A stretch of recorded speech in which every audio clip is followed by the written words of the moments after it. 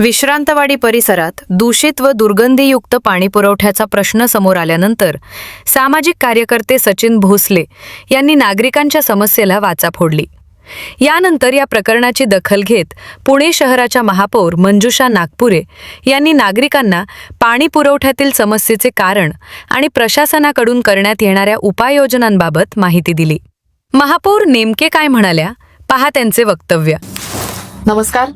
मागील काही दिवसांपासून धानोरी, टिंगरेनगर, नागपूर चाळ, शांतीनगर, विमाननगर आणि वडगाव शेरी या परिसरामध्ये पाणी पुरवठा विस्कळीत झाला आहे।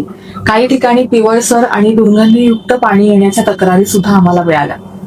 या समस्येमुळे तुम्हाला जो त्रास सहन करावा लागतोय त्याबद्दल मला मनापासून खंत वाटते। पाणी न येण्याचं कारण मी तुम्हाला सांगते।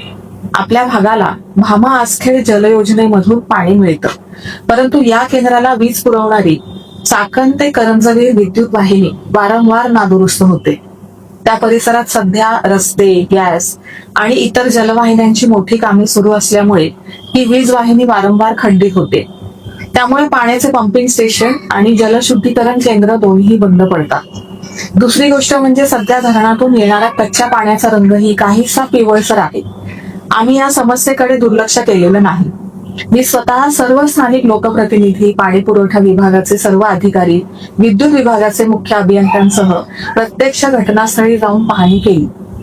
तुमच्या आरोग्याची सुरक्षा लक्षात घेऊन तातडीने काही पावले उचलली आहेत। जलशुद्धीकरण केंद्रापासून ते थेट तुमच्या घरापर्यंत विविध ठिकाणाहून पाण्याच्या नमुन्यांची तपासणी करण्याचे आदेशच मी दिले आहेत। तसंच धरणातील पाणी जिथून उचललं जातं त्या जॅकवेलची अत्याधुनिक अंडर वॉटर ड्रोन म्हणजेच पाण्याखालील कॅमेऱ्याच्या साहाय्याने तपासणी केली जाणार आहे। वीज पुरवठा खंडित होऊ नये म्हणून नवीन ट्रान्सफॉर्मर बसवण्यासाठी महावितरण आणि शासन स्तरावर आमचा पाठपुरावा सुरू आहे। प्रशासनातर्फे युद्ध पातळीवर काम सुरू असून लवकरच हा पाणी पुरवठा सुरळीत केला जाईल। तोपर्यंत माझी आपल्याला नम्र विनंती आहे की कृपया पाणी गाळून आणि उकळून प्या आणि पाणी जपून वापरा।